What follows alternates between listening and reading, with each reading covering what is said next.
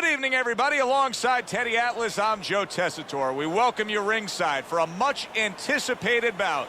Let's set the table for you and get ready to dish up this big night of action. Marvin Hagler is making his way to the ring now, and he looks very focused for this fight.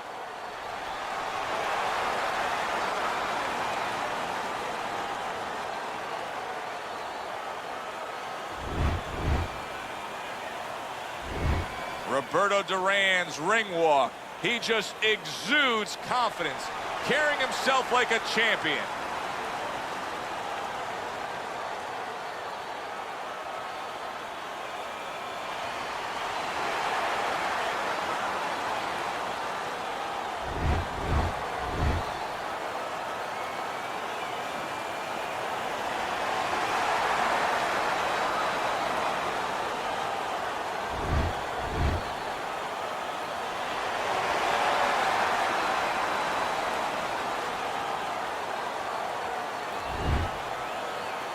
All right, fellas, let's have a good, clean fight.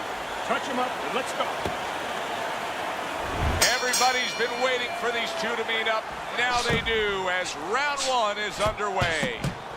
Great matchup that bridges some of the greats of all time here as one of the best lightweights of all time. Takes on one of the best middleweights of all time.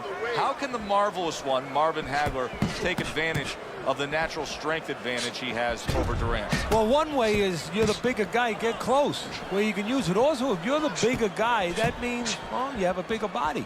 Attack the smaller man's body. Go downstairs. That's a great way. Blocks away that headshot.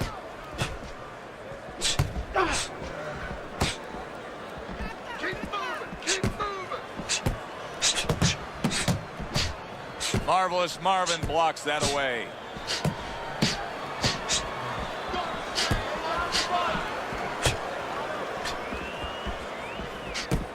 Blocks it away.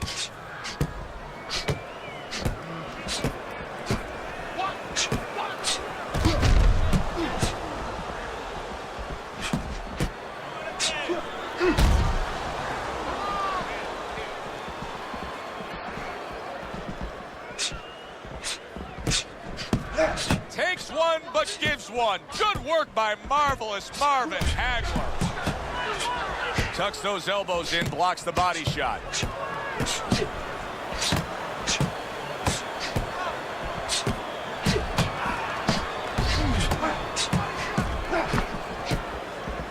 Comes right back at him with a left hand. Covers up nicely, gets rid of his opponent's body shot. Good fundamental work, landing the 1-2 there.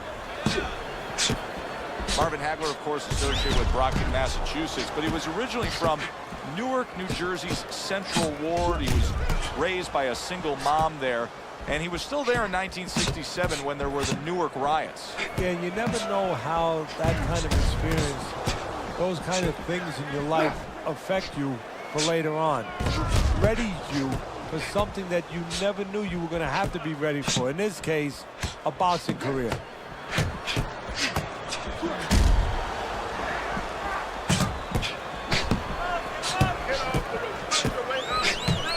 Hagler's movement helped out there. He avoided that punch. It is a seesaw battle early on here. Amazing stuff out of these two. Roberto Duran's got a cut, and it looks like it's below the eye on the cheek, but it's something that needs to be monitored. Last 10 seconds of this first round.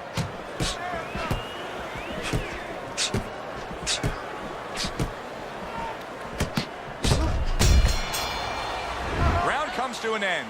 And that's one of those rounds, Teddy, that just takes on a certain style, a certain characteristic, and that was a busy one. Yeah, it was a busy one. Look, Joe, you don't have to look for these guys. They're right there in front of you. Why do you think that is? Why do you think sometimes you just get those rounds where it all happens? Because of styles. You know, styles make fights. In this case, you're seeing proof of that right there. Both guys that are aggressive, both guys that are very confident. All right, you look great. Just don't go crazy in there. Box smart, my man. Here we go. Round two is underway.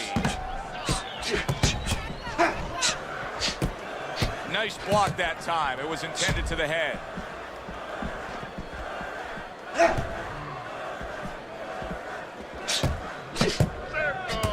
What an excellent two-punch combo by Hagler.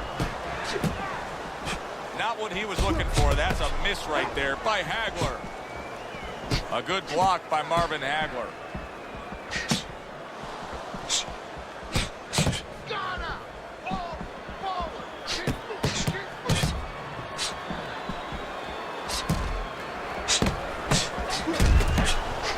Good counter punch by Roberto Duran. Well-targeted combination by Hagler. What do you make of the fact that Marvin Hagler never went after what would have been a huge, I mean huge jackpot of a rematch with Sugar Ray Leonard when he was so disgusted with the way the judges went after that first fight? I think it speaks of the makeup of the man. You know, he might not have been as fast as some fighters like Sugar Ray Leonard. He may not have been, you know, as pure in one area of power and talent as a Tommy Hearns, or of course that great kind of size that he had. But what really made him was he was a proud guy. He was a guy who really was just reliable all the time. And he felt completely betrayed by the system. And a guy that's proud like that, a guy that's his strength, is that kind of character, that's a guy that just walks away from that. And I think he showed you that. Good defense, just covering up down low. Very nice work from both men. They each got a shot in.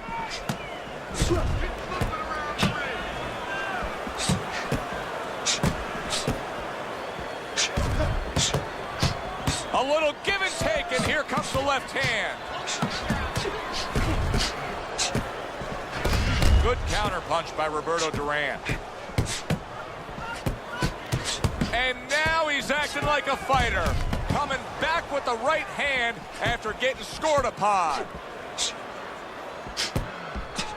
Solid counter punch by Hagler.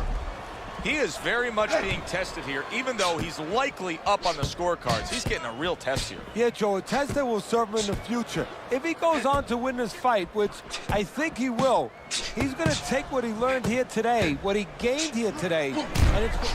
Oh, this is going to be close. He may be able to survive the round, but he has gone down now.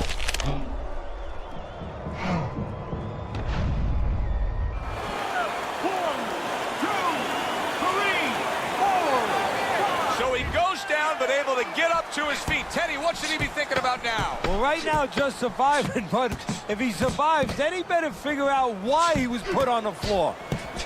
A stinging counter punch after some fine defense by Hagler. Best defense is to throw punches. You need to throw more punches, not away. Don't let him keep his distance from you, okay? I want you to take that range away. He can't do anything when you're close to him.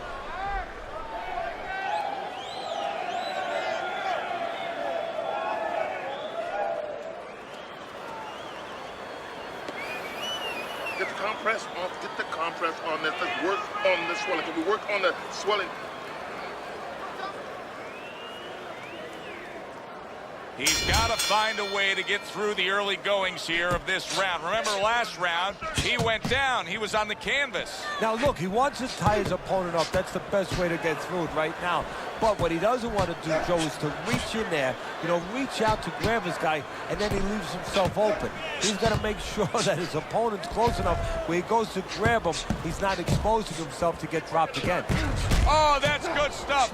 Firing right back with one of his own. Good work by Roberto Duran. Marvelous Marvin blocks that away. Takes one, but gives one. Good work by Roberto Duran.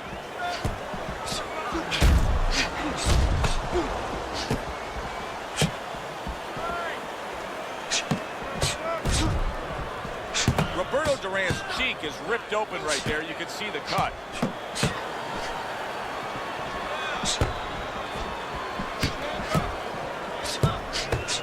Good defense upstairs to stay away from that offensive assault.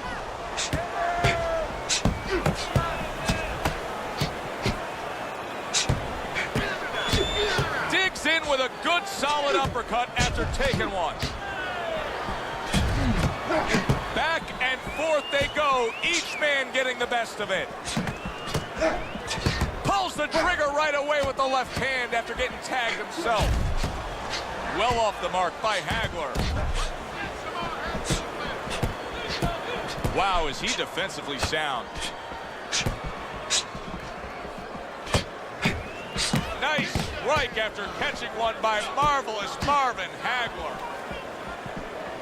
Back in September of 1980, Marvin Hagler finally was able to nail down the crowns that had eluded him earlier when he won the middleweight title by defeating Alan Minter. And as many times has been the case with Marvin Hagler, he had to go on the road to do it. Now that fight was stopped from a cut eye, and the fans there, Minter's fans back in the UK, they didn't take a liking to it. Hagler couldn't even celebrate winning the world title. No, actually, his people and other people in the ring had to cover him from the barrage of bottles that were being thrown into the ring. You know, he had to fight his way out of the ring as well as he had to fight his way into the ring. Off to the side, a little swing and a miss going upstairs. Gets rid of that body shot. Looks like he has some blood under his eye around the cheek. Oh, and he returns fire with a left hand. You can see he's trying to score up top, but off the mark there. Keeping his hands up, getting rid of his opponent's offense. Coming to the end of this round. Joe and Teddy with you ringside. Teddy, a round like that where it's a lot of busy activity and both guys being busy. When you were a trainer, are those the kind of rounds that you prefer, or do you like the pace to be a little slower? Does it depend on each guy? No, if I have a fight, I'd rather have a guy fighting a guy that you never see him. Leave me the heck alone. And where I'm in control all the time. But the fans love to see a fight like that. That's all. You need to throw more. If you're not punching, he is. Where's your body? Here we go with the fourth round. Blocks away that headshot. The combo lands upstairs. Must be the punch of the day. Both guys bringing home uppercuts.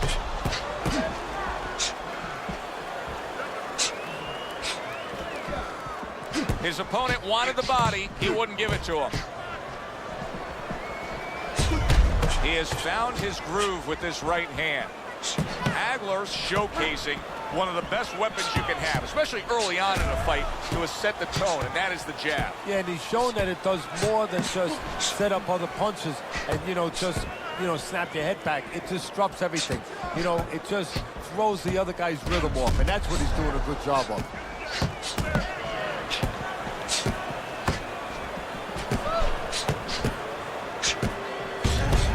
A crushing two-punch combo by Hagler. Hagler's doing a really nice job here. I mean, putting his punches together. This is what you're supposed to look like as an offensive fighter. Yes, it is, especially when you have a guy in front of you putting the... Oh, and there you go. Roberto Duran. Well, we know he survived earlier, but now he goes down for a second time.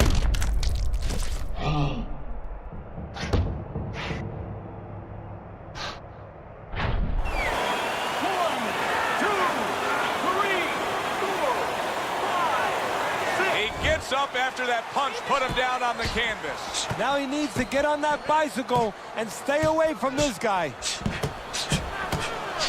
He tried to nab him up top but was unable to connect. In and out, in and out, in and out. Let's move. Dismisses his opponent's headshot.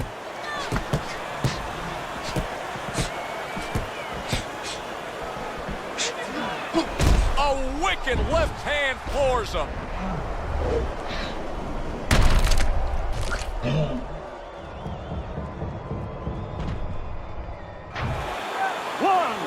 2, 3, 4, 5. And this fight is over. Marvin Hagler's got the win by way of knockout. He put his man down, and the 10 count was administered. Marvin Hagler is your winner by knockout. Everybody but his opponent is happy now. That was an entertaining fight. For Teddy Atlas, I'm Joe Tessitore. Always enjoy you tuning in. We'll see you next time at the fights.